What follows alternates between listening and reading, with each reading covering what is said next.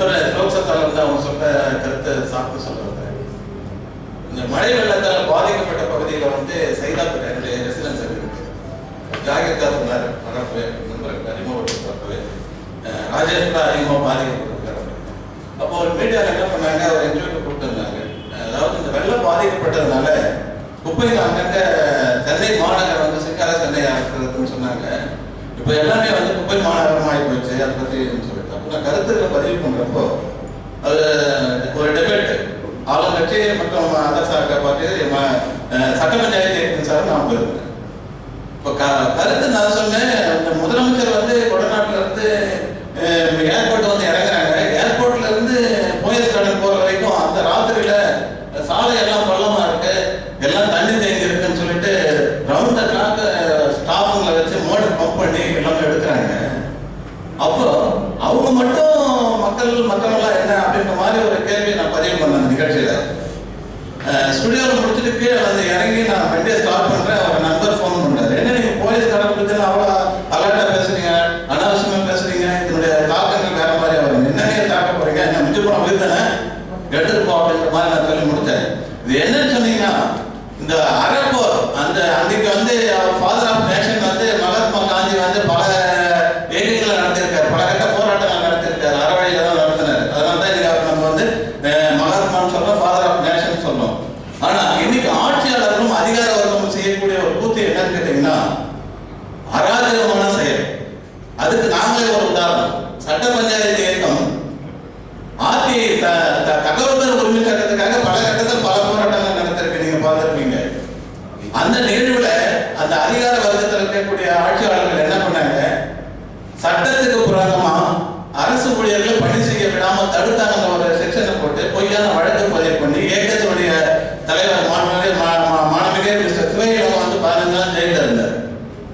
நம்ம ஏக நிர்வாகிகள் எல்லாம் வந்து பார்த்தீங்கன்னா அந்த தகவல் தெரியும். அது இப்போ கேஸ் வந்து சைதாப்பேட்டை கோர்ட்ல நடந்திருக்கு. இது என்ன எதை நோக்கி போயிட்டு இருக்கு? அப்போ யூனிஃபார்ம் பீப்புள்ஸ் சொன்னா, அதிகாரம் இருக்குன்னு சொன்னா ஆட்சியாளர்கள் எது ஒன்றாலும் செய்யலாம் அப்படின்ற மாதிரி தான் போயிட்டு இருக்கு. இப்போ அறப்போருக்கு வந்து ஆட்சியாளர்கள் செய்யக்கூடிய அக்கிரம போராட்டம் மாறி இருக்கிறது. அப்ப இந்த நிலைக்கு யார் தான் இது? அதாவது சொல்றாங்க, பூனைக்கு யார் தான் மணி கட்டுறது அப்படின்னு சொல்லி கிராமத்துல ஒரு பழமை சொல்றாங்க, வெந்ததுன்னு விதி வந்தா போனன்ற மாதிரி. அப்ப எவ்வளவு நாள் தான் பொறுத்து இருக்க வேண்டும்? இது ஒரு கேள்வியை நமக்கு தொக்கி நிற்கிறது இல்லையா? அப்ப யார் தான் கேட்கறது, யார் தான் தட்டி கேட்கறது? இது பிரச்சனை என்னதான் சார் சொன்ன மாதிரி வலைத்தளங்கள்ல நிறைய பேர் சொல்றாங்க. இப்போ சாருடைய இந்த பேனர் போட்டு வந்துமே நிறைய பேர் கமெண்ட்ஸ் போட்டாங்க. நான் போட்டு விட்டேன், ஒரு ஏறக்குறைய ஒரு 250-300 பேருக்கு வந்து நிகழ்ச்சி நல்லா நடக்கணும் வாழ்த்துக்கள் அப்படின்னு சொன்னாங்க. ஆனா இங்க வந்து நம்ம பாக்குறப்ப வந்து ரொம்ப சொற்பமானதான் இருக்கும். அப்போ குறைகள் கொடுக்கறதுக்கு களப்பணி ஆக்குவதற்கு நாம் தயாராக இல்லை.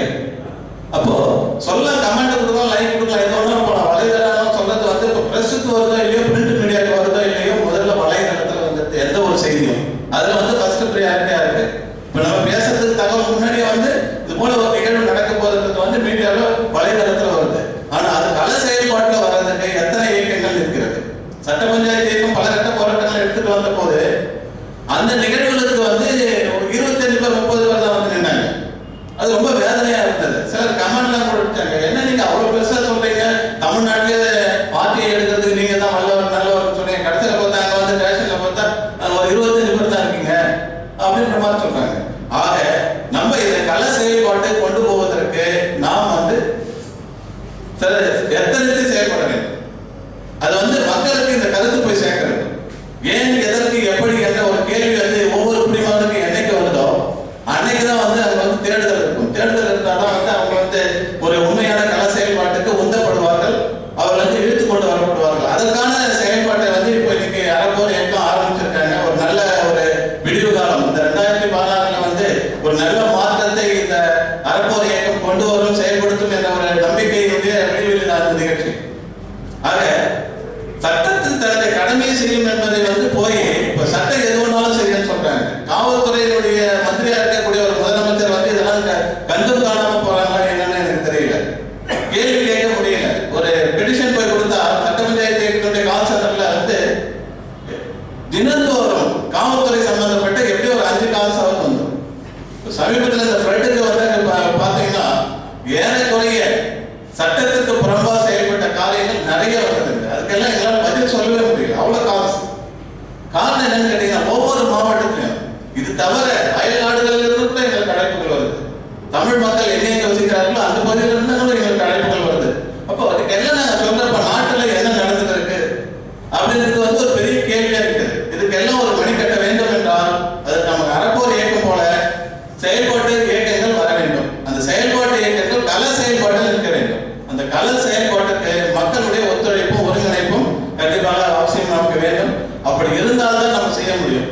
சட்டத்தின்படி செய்ய வேண்டும் என்று சொல்வதற்கு ஏற்கனவே சொன்னாங்க, காவல்துறையில போய் ஒரு பெட்டிஷன் கொடுத்தோம், அதுக்கு வந்து உடனே எடுக்க மாட்டாங்க அப்படின்னு. அது மாதிரி ஒரு நிகழ்வு நான் ஒன்று சொல்லி ஒரே ஒரு நிகழ்வு மட்டும் சொல்லி நான் நினைக்க விரும்புகிறேன்.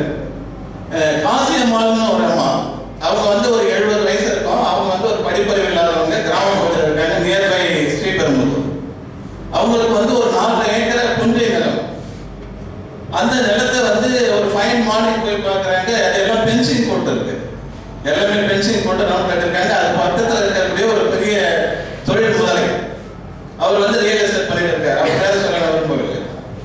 அந்த நிகழ்ச்சி அவங்க பார்த்துட்டு அப்படியே ஷாக் ஆகிடுச்சு. நம்ம 4 நாள் உடம்பே முடியல, அவங்களுக்கு ரொம்ப இதுவாகிட்டு. அதுக்கு பிறகு யாரும் நம்ம சட்ட பஞ்சாயத்து இயக்கத்தினுடைய இந்த கால் சென்டர் நம்பர் சொன்னாங்க.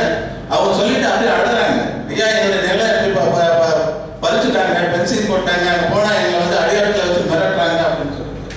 இப்போ நாங்கள் உடனே அவங்க அழைச்சி அவங்களுக்கான புகார் மனெல்லாம் தயார் பண்ணி காவல்துறைக்கு எஸ்பியில இருந்து டிஜிபி வரைக்கும் அதுக்கு அழுத்தத்தை கொடுத்து அதை நாங்கள் வந்து புகாரை வந்து முதல்ல பதிவிச்சோம். அதுக்கு ஒரு போராட்டம். அதுக்கு அந்த நிகழ்ச்சிக்கு பிறகு அந்த பெட்டிஷனை வந்து நீங்க பதிவு பண்ணீங்களா இல்லையா, அது மேல நடவடிக்கை எடுத்தீங்களா இல்லையா, எஃப்ஐஆர் போட்டீங்களா இல்லையா, சிஎஸ்ஆர் போட்டீங்களா இல்லையா, அது போல ஒரு அழுத்தம். அது வந்து ஹோம் செக்ரட்டரி வரைக்கும் போக வேண்டியது இருந்தது. அப்போ அதன் பிறகு அடுத்த கட்டம் எஃப்ஐஆர் காப்பி போட்ட பிறகு என்னென்ன செக்ஷன்ல போட்டீங்க, அந்த செக்ஷன்ல யாரும் என்கொயரி பண்ணீங்க, அந்த என்கொயரி பண்ண பிறகு இப்போ கேஸ் என்ன ஸ்டேஜில் இருக்கிறப்போ இந்த காலகட்டங்கள் ஒரு 6 மாத காலம் நடந்த பிறகு இப்பொழுது அந்த தொழில் முதலை அவரே வந்து பேச்சுவார்த்தைக்கு வராது. நாங்கள் வந்து செஞ்சது அவர் என்னென்ன காசியம்மாள் உயிரோடு இருக்கிறப்ப ஆள் மாறாட்டம் செய்து ஒரு காசியம்மாள் போய் பதிவுத்துறையில பதிவு பண்ணிருக்காரு. அப்போ ஐடி ரெஜிஸ்ட்ரேஷன் போயிட்டு அது டாக்குமெண்ட் கேன்சல் பண்ற அளவுக்கு ஆயிடுச்சு. போலீஸ்ல வந்து கிரிமினல் ஆக்ஷன் எடுக்கிற அளவுக்கு அழுத்தம் கொடுக்கும். ஆக மக்களுக்கு வந்து ஒவ்வொரு விஷயங்களும் போய் சேர்றதில்லை, தெளிவுபடுறதில்லை. அதாவது அவேர்னஸ் கிரியேட்டிங் பவர் வந்து ரொம்ப புவரா இருக்கு. அதுக்கு ஒரே ஒரு உதாரணம் சொல்ல போனோம்னா தெளிவா அறப்போர் இயக்கத்துக்கு ஜாகி சாருக்கும் அது வேண்டுகோள் வைக்கிறேன். ஒவ்வொரு துறையிலும் தமிழக அரசை பொறுத்தவரைக்கும் ஏறக்குறைய ஒரு 54 துறைகள் இருக்கிறது, வாரியங்கள் உட்பட எல்லாம் சேர்த்து. அதுல மக்கள் சாசனம் ஒவ்வொரு துறைக்கும் ஒவ்வொரு ஆண்டும் மக்கள் சாசனம் வெளியிடுறாங்க. அந்த மக்கள் சாசனத்தை நீங்க எந்த ஒரு பத்திரிகையிலாவது ஒரு முழு பக்க விளம்பரம் பார்த்திருக்கீங்களா, இல்ல எந்த மீடியாவிலாவது போடுறாங்களா? அந்த மக்கள் சாசனம் என்பது அந்த துறையினுடைய A to Z. இப்போ ஒரு மாவட்ட ஆட்சித்தலைவர் இருக்காருன்னா ஒரு வருவாய்த்துறையில என்ன வேலை செய்யறாங்க, ஒரு மாவட்ட ஆட்சித்தலைவருடைய வேலை என்ன, ஒரு வட்டாட்சியருடைய வேலை என்ன, ஒரு விஓவுடைய வேலை என்ன, ஆணையருடைய வேலை என்ன என்று எல்லாம் வரையறுத்திருக்கு அந்த சட்டத்துல. அந்த சட்டத்தை வந்து அந்த துறையில் என்னென்ன பணிகள் செய்கிறார்கள், யார் என்ன செய்கிறார்கள். ஒரு உதாரணத்துக்கு சொல்ல போனா உணவுப் பொருள் வழங்கல் மற்றும் நுகர்வோர் பாதுகாப்பு துறை, ரேஷன் கார்டு டிபார்ட்மெண்ட் இருக்கு இல்லைங்களா, அதுல ஒரு விண்ணப்பிச்சாருன்னா புது கார்டு கொடுக்கறதுக்கு வந்து ஏறக்குறைய 60 நாளுக்குள்ள கொடுக்கணுன்ற ஒரு நிகழ்வு இருக்கு, சட்டத்துல இருக்கு. ஆனா இன்னைக்கு எங்க கால் சென்டர்ல 10 வருஷமா நான் ரேஷன் கார்டு அடையிறேன்னு சொல்றாங்க. அது போல இந்த மக்கள் சாசனத்தை ஒவ்வொரு துறையும் ஆண்டுதோறும் கம்பல்சரி வெளியிடுவதற்கும் அதை வந்து மக்களுக்கு போய் செய்வதற்கும் செய்து விட்டாலே நான் சொன்ன மாதிரி ஏன் எதற்கு எப்படி என்பதை வந்து பொதுமக்கள் கேட்க ஆரம்பிச்சிருவாங்க. அப்போ அவங்க செயல்பாட்டுக்கு வந்துடுவாங்க. அப்போ இங்க கரப்ஷனும் குறையிறதுக்கு அது வாய்ப்பாரு. ஆக வருங்காலத்துல நம்ம அறப்போர் இயக்கம் இந்த மக்கள் சாசனத்தை வலியுறுத்தி ஒரு நீண்டதொரு பயணத்தில் இதை வந்து முன்வைக்க முடிந்து கேட்டுக்கொண்டு இந்த இயக்கத்தினுடைய பணிகள் அனைத்தும் வெற்றியை வாய்ப்பு கொடுத்து அனைத்து